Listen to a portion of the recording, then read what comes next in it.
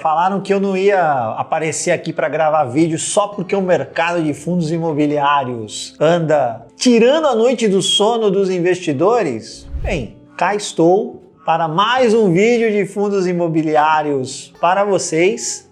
Para quem ainda não me conhece de outros vídeos, eu sou Ricardo Figueiredo, professor na Finclass, especialista em fundos imobiliários. E hoje eu vou mostrar 5 elementos que impactam positiva ou negativamente a capacidade de geração de rendimentos, os queridinhos dividendos, de um fundo imobiliário de papel, fundo imobiliário de CRI, fundo imobiliário de recebíveis. Então não são os fundos de tijolos, são os fundos de papel. Por que será que o dividendo de um fundo de papel muitas vezes muda de um mês para o outro? Sobe, depois desce, depois sobe de novo. É isso que eu vou tentar te explicar no vídeo de hoje. Já separa o material, olha quem voltou, a Rosinha voltou. Vem comigo que hoje você vai aprender 5 elementos que impactam o dividendo do seu fundo imobiliário de papel.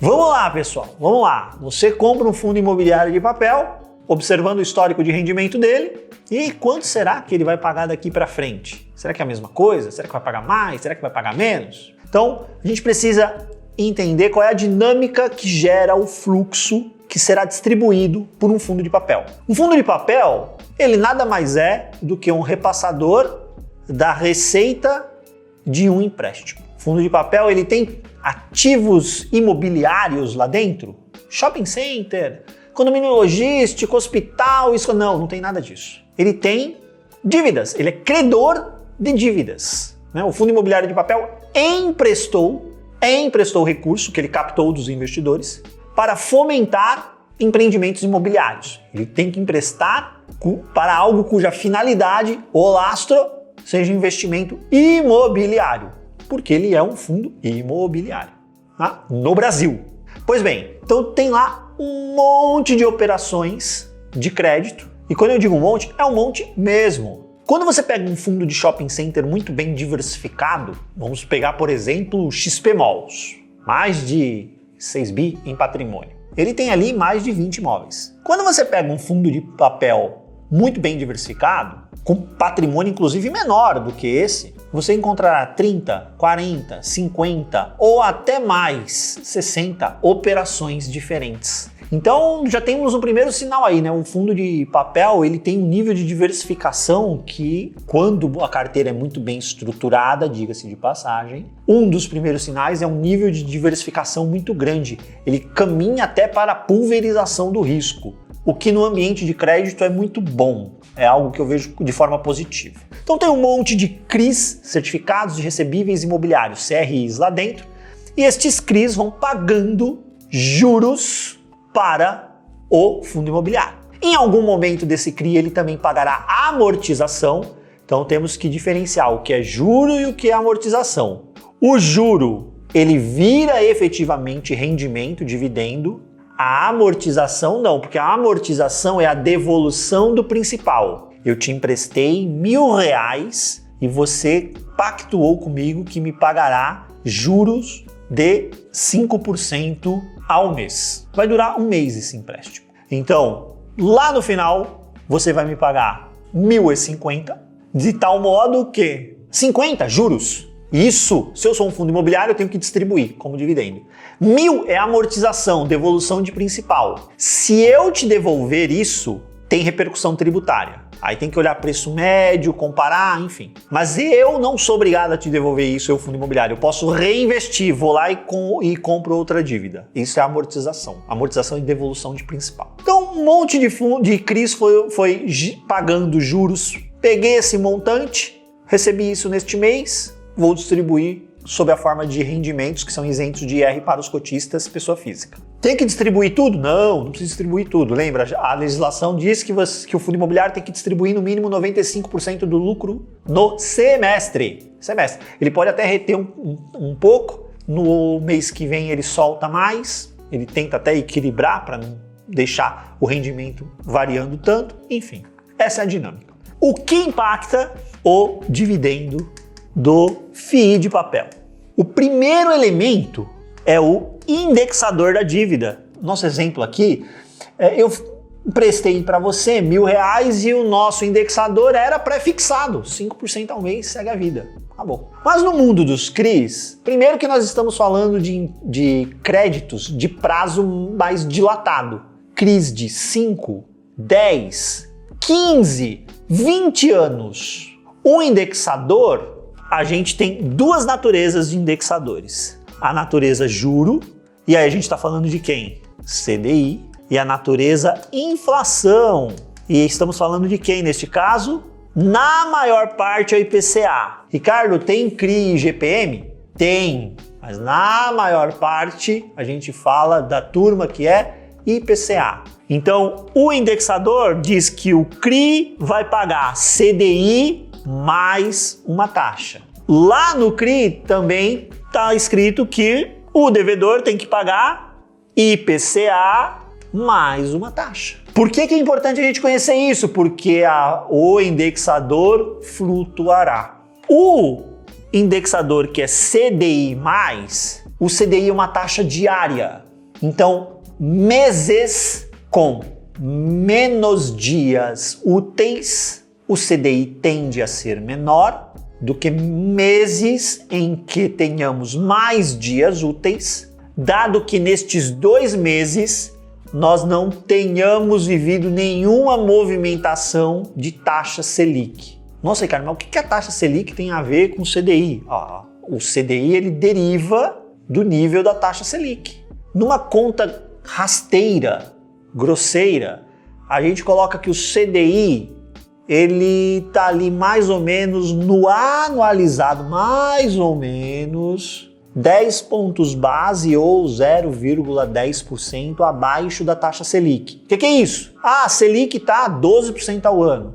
O CDI deveria ficar ali em 11,90. Mais ou menos, tá, gente? Não é com essa perfeição, mas é só para você ter um norte. Então você está lá em janeiro, Selic está 12%. Lembre-se, CDI é uma taxa diária.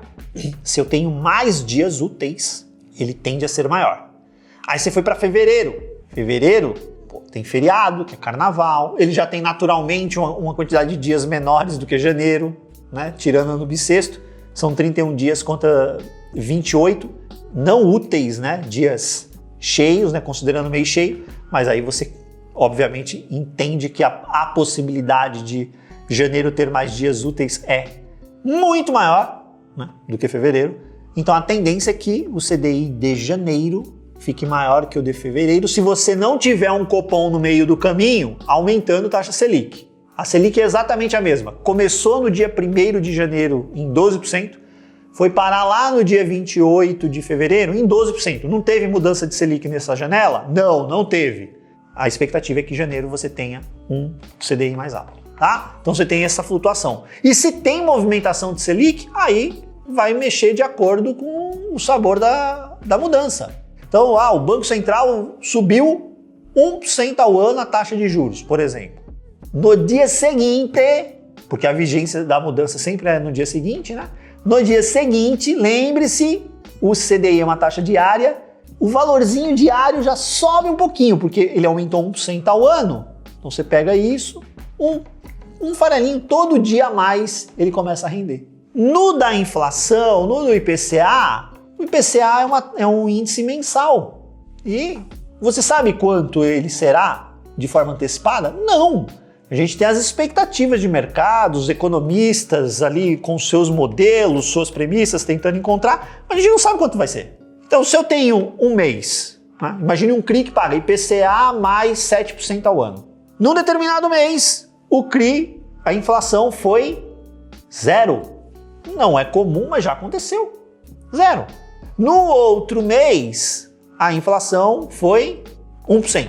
O resultado que você vai gerando para este CRI, ele é mais impactado no mês que você tem ali a inflação de 1 e menos impactado quando você tem a inflação zerada. No mês a mês, ele vai distribuindo sempre esse mais taxa. Então é mais 7% ao ano, então ele vai distribuindo isso daqui. E esta inflação vai acruando ali o principal, e quando você tem eventos de amortização, ela volta para o investidor. E aí essa fração da inflação, aí ela pode ser distribuída. Só que existem CRIs que a partir do momento que ele começa a amortizar, a amortização é mensal. Então terminou a carência dele, começa a amortização, todo mês tem amortização. A amortização é mensal, então todo mês vem um pedacinho de inflação para o investidor. Se a inflação for maior, esse pedacinho será maior. Se a inflação for menor, esse pedacinho será menor. Por isso que indexador impacta o nível do rendimento. E tem defasagem. Quando a gente fala de inflação aqui, regrinha de bolso é que o mês ele reflete a inflação de 2 a 3 meses atrás,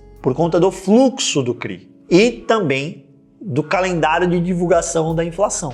Tá? Então sempre ele vai refletir o IPCA de 2 a 3 meses atrás. Isso é tratado CRI a CRI, caso a caso, tá bom?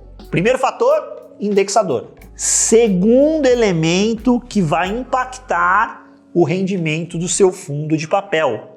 Também começa com a letra I. É a inadimplência.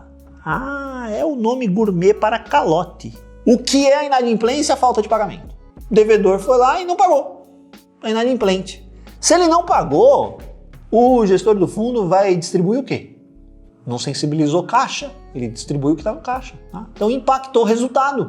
Aqui o que a gente precisa prestar atenção? Qual é o perfil de fundo de papel onde eu estou investindo? Vamos nos lembrar? Você tem o High Yield, você tem o Middle Risk e você tem o High Grade. O High Yield, você tem risco e vamos chamar de renda, tá? Você espera ter mais risco porque você está buscando mais renda. Aqui você diminui o risco no High Grade. E é por isso que você não pode esperar nível de renda do High Yield. E que essa turma aqui fica no meio do caminho. Não tem tanto risco quanto o High Yield, mas também não tem a mesma qualidade de risco de crédito quanto um High Grade. O nível de renda que ele vai distribuir tende a ficar no meio do caminho. Quem já me conhece há mais tempo sabe que eu tenho preferência por esta dupla aqui, ó, High Grade e Middle Risk. Eu entendo que o mundo High Yield não necessariamente entrega um nível de rendimento aderente ao nível de risco que ele corre, ou quando isso acontece, ele não tem prêmio de risco aderente ao prêmio de risco que eu tenho no High Grade. Então, às vezes acontece o seguinte, pegar o cenário atual. Tem fundo High Yield que está entregando nível de rendimento que você olha para o risco da carteira e você fala, olha, agora eu entendo que o prêmio que ele tem lá para o título público federal, agora faz sentido, na minha leitura.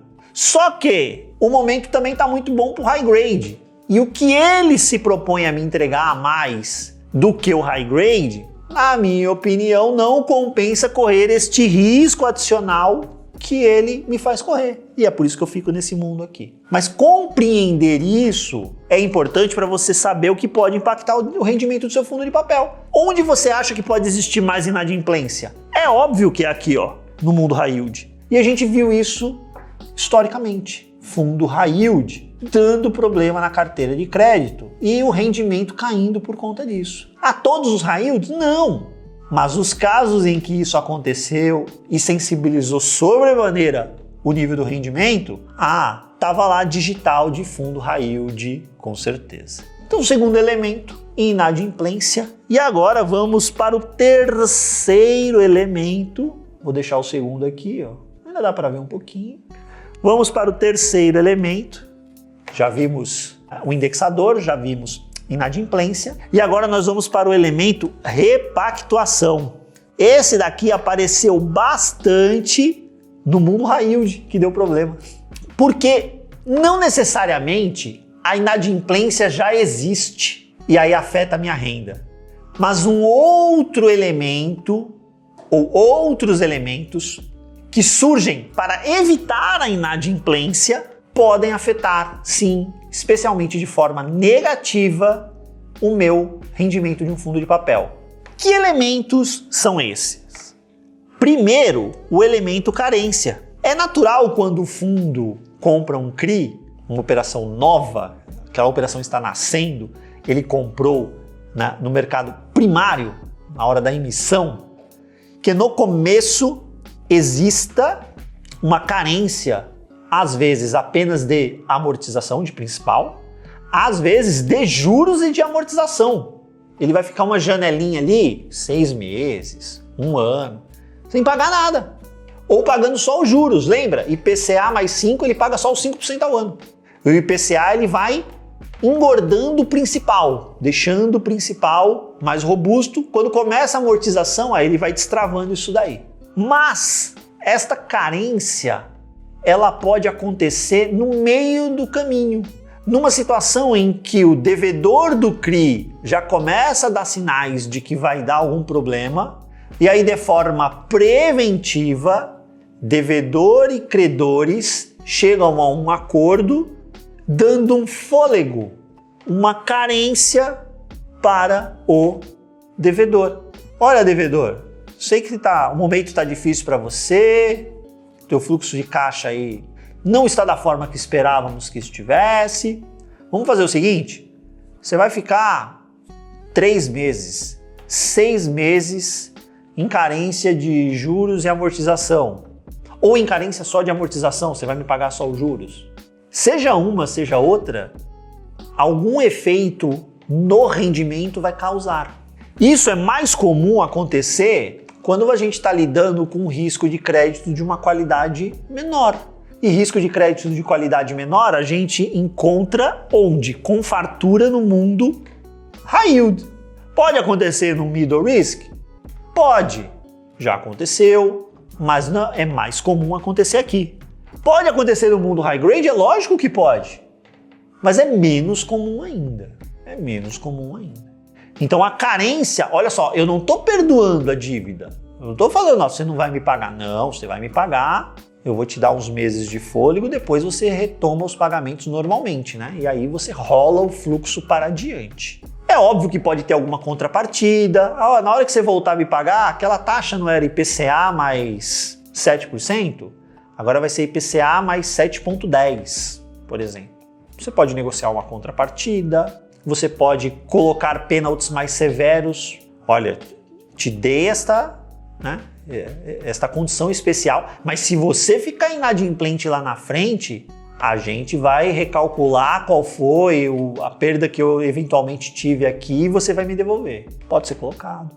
Aí são condições comerciais que são acertadas. Mas na carência não teve perdão.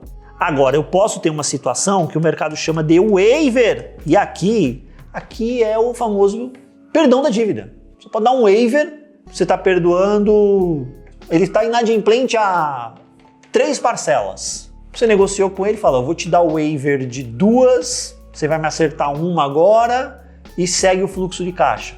Hipotético aqui, tá, gente? Então, você deu waiver nas 3, ou você deu waiver de juros. Pega o principal, corrige por inflação e me paga isso. Por exemplo. São condições comerciais, você vai acertar. O importante destacar é que no caso do waiver, o que foi perdoado, ficou. O que você pode colocar adiante é, olha, eu te dei um waiver aqui e agora a vida que segue. Você pode misturar, te dei um waiver, te dei uma carência de 6 meses e aí você vai começar.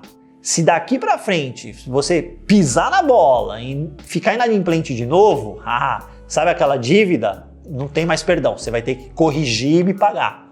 Você vai colocando ali garantias adicionais na operação. Então a diferença, carência, posterguei. Waiver, perdoei. Certo? Os dois impactam negativamente o teu rendimento, impactam inclusive o waiver de forma mais severa. Mas você também tem que ter uma visão, você está comprando ali um determinado fundo imobiliário, ele tem carência de algumas operações, e aí você olha esse calendário e termina daqui a 2 meses. Qual é a expectativa? Não é garantia, mas a expectativa é que terminou essa carência, esse fluxo é reestabelecido. O fundo passa a ter mais recursos para distribuir para o seu investidor. Então por isso que é importante a gente analisar esse tipo de situação quando a gente está investindo ali. Prometi 5 itens, já falamos de 3. Vamos para o 4º item. O 4º item é saber se meu fundo de papel tem alavancagem. Mas como assim fundo de papel alavancado, Ricardo? Eu já vi fundo de tijolo alavancado, fundo de papel fundo de papel também pode se alavancar. E como é que o fundo de papel se alavanca? Porque no fundo de tijolo é intuitivo, né? O fundo comprou um imóvel que tem uma dívida atrelada a ele. Então agora ele tem o imóvel e a dívida daquele imóvel. Mas e o CRI? O CRI é a dívida. Como é que você compra algo? Que alavancagem é essa, Ricardo? Olha só. Você imagina que aqui a gente tem um fundo de CRI, tá? Um FII de CRI. E ele tem um monte de CRIs aqui dentro. Fundo de CRI high grade, bela qualidade de risco de crédito. Aí ele combina com uma contraparte. Eu vou chamar aqui de corretora, tá? Banco, vamos chamar de banco, mais fácil. Contraparte é um banco, tá bom? Ele fala, olha, tá vendo esse monte de CRIs que eu tenho aqui? Vou empacotar esses caras, esses dois aqui, ó, e vou passar para você. E você, banco, vai receber CDI mais 1% ao ano, CDI mais 0,5% ao ano, pronto, CDI mais 0,5% ao ano. E isso vai ficar contigo, sei lá, 6 meses. Passaram-se os 6 meses, ele volta para mim, eu vou recomprar de você. É recompra garantida. Inclusive o próprio CRI é garantia da operação. Ah, detalhe, vamos imaginar que esses dois CRIs aqui, o valor de mercado dele, a gente esteja falando de uma operação de, sei lá, 30 milhões de reais, os dois juntos. O banco vai me emprestar 30 milhões? Não. O banco vai colocar um deságio aí. Pode ser que nessa operação aqui o banco empreste, sei lá, 20 milhões. Então o banco tá super tranquilo, né? Olha, ele pegou um negócio que vale 30, me emprestou 20 em cima dele, eu dei a garantia que eu vou recomprar dele lá na frente e o quê? Vou pagar CDI mais 0,5%. Para ele tá CDI mais um plus. Numa operação super tranquila, com uma bela garantia, né? Um belo LTV e por aí vai. Por que um fundo de CRI faz isso? Porque vamos imaginar que ele está recebendo os 20, não está recebendo os 20 aqui? Beleza. Ele pode ir a mercado e comprar outros CRIs para gerar retorno, gerar rendimentos para o fundo. E o que acontece com os rendimentos que são distribuídos, né? Os juros que são pagos por estes dois CRIs aqui, em que eu fiz essa operação que a gente chama de operação compromissada reversa. Porque a operação compromissada, depois ela se reverte. Sabe onde cai esse rendimento? No FII. Então note que com o mesmo recurso é como se ele tivesse duas rendas. Por quê? Ele continua recebendo os rendimentos destes dois CRIs, apesar de estarem lá com o banco. Porque para o banco interessa o quê? A taxa, o CDI mais 0,5%, por exemplo, que foi pactuado. E ele continua recebendo aqui, sei lá, IPCA mais 6% ao ano, ele continua recebendo. Só que ele pegou esses 20 milhões e ele comprou outras operações que pagam para ele IPCA mais 6,5% ao ano. Então com esse recurso ele está recebendo duas rendas. Por isso que eu alavanquei. O mesmo recurso me gera duas rendas. Por isso que eu alavanquei. Certo? Entendido a lógica? Perfeito. Qual é o problema aqui? O problema é que quando eu assumi a obrigação com o banco, eu, fundo imobiliário, prometi que ia pagar para o banco CDI mais 0,5%. Só que os meus CRIs estão me remunerando a IPCA mais 6, 6,5%, enfim, o que o mercado estiver oferecendo ali no momento. Ora, eu tenho um claro descasamento de indexadores. O meu indexador de receita é a inflação. O meu indexador de despesa financeira é o CDI. Se você pega um cenário de CDI mais elevado e pode acontecer de você pegar ali meses de inflação mais baixa, mesmo com CDI mais alto, a gente viu isso historicamente, a alavancagem ela come resultado. Ela me gera mais despesa financeira do que o resultado efetivo que eu extraí das operações. E aí eu penalizo o meu caixa, penalizo a minha distribuição de rendimento. A alavancagem come potencial de eu distribuir rendimento. A gente viu isso acontecer, por exemplo, durante um período no CPTS11. Em outros fundos também, que tinham alavancagem em CDI. Lá a gente observa no relatório do CPTS um gráfico onde ele mostra direitinho. Ó, nesse mês a alavancagem tirou, por exemplo, 1 centavo por cota do rendimento, por exemplo. Ele mostra bonitinho no gráfico. Então você vê quando a alavancagem ela é benéfica, ela realmente gera incremento no rendimento, ou quando ela gera um efeito detrator. Ela vai lá e come resultado. Né? Sem ela, o fundo teria condições de distribuir mais. Isso acontece, gente, né? Dado que tá tudo adimplente na carteira, né? Esses FIIs que eu comprei aqui estão pagando direitinho, tudo está certinho? Tá. Isso acontece quando? Quando eu tenho descasamento de indexador. E isso, infelizmente, é mais comum do que a gente pensa, tá? Porque para o banco não interessa ter receita ali no IPCA+, não. O custo de dinheiro do banco é CDI. Então, ele está fazendo esse empréstimo ali, CDI. Me paga CDI mais 0,5% ao ano. Mas o fundo ele pode ter uma natureza, uma política para investir, ou mesmo o mercado de CRIs que ele está comprando, enfrentando nesse momento, está mais fácil de comprar IPCA, então ele vai comprar IPCA. E aí você gerou o descasamento de indexador, e ele pode ser nocivo, ou ele pode ser positivo também. Né? Tivemos períodos que no próprio CPTS a alavancagem foi positiva, ela efetivamente alavancou não só o patrimônio, como a distribuição do fundo. Mas isso a gente só descobre fazendo esta análise mais detalhada do relatório gerencial.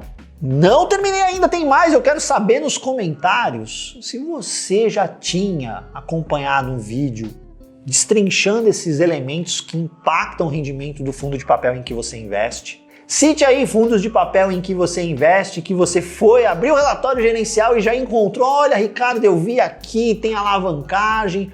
Olha isso aqui, agora eu entendi porque este paga mais, porque este cara tem mais CDI na carteira, a gente está num período de CDI mais alto, então é por isso que ele está gerando renda um pouquinho mais elevada. Já esse outro aqui, caiu em determinado mês, agora eu entendi porque o IPCA de 2 meses atrás foi bem baixinho, impactou negativamente o rendimento. Coloque nos comentários esses fundos de papel em que você investe e foi notando esta diferença, né? Entre os dividendos de um mês para o outro, sendo explicado por esses elementos que eu trouxe até agora. Não se esqueça de se inscrever no canal, ativar as notificações, porque vídeos toda semana surgindo e a gente te avisa quando tiver vídeo novo no canal. E claro, eu peço para você, a única coisa que eu te peço é o like. O like, assim como o rendimento do FII, não é tributado.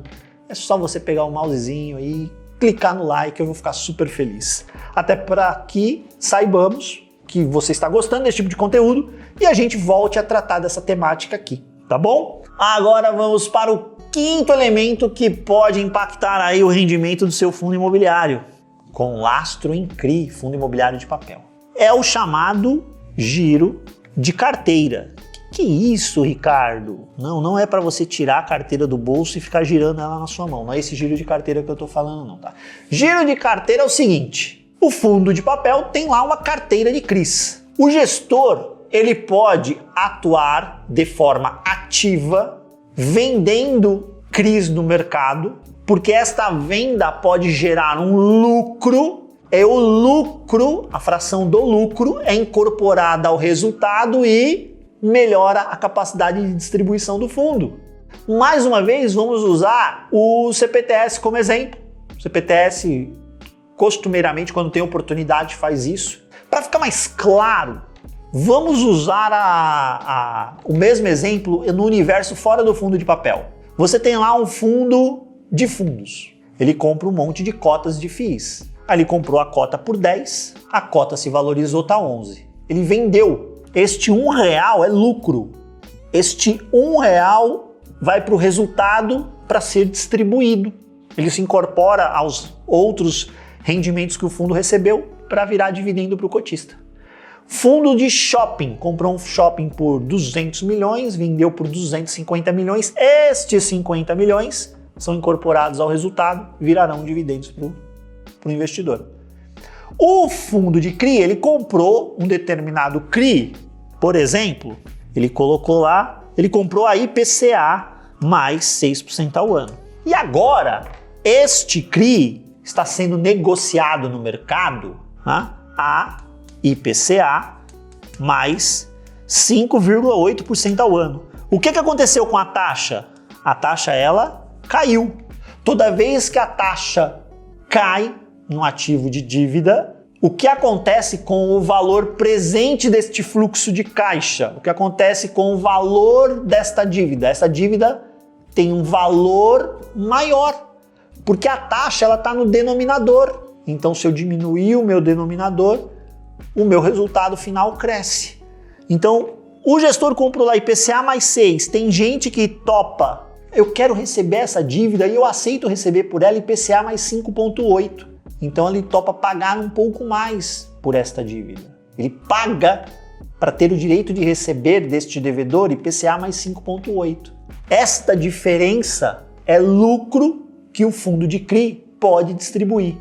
Da mesma forma que este mesmo CRI, lá no mercado secundário agora, IPCA mais 6,2. Se a taxa subiu, a taxa subiu. O que acontece com o valor presente desse fluxo de caixa, ou seja, o valor deste CRI? Para baixo, vale menos. Se ele gira neste momento, este resultado negativo passa pelo caixa do fundo, impacta, o fundo diminui a capacidade de distribuição dele. Então, girar resultado negativo diminui a capacidade do fundo de gerar dividendos para o seu cotista. E se o cenário está adverso para ele fazer o que nós mostramos primeiro aqui, ó, ele comprou IPCA mais 6, agora essa taxa está IPCA mais 6,2. Olha, o gestor vai falar, não vou girar agora. Se eu girar, eu vou girar no prejuízo.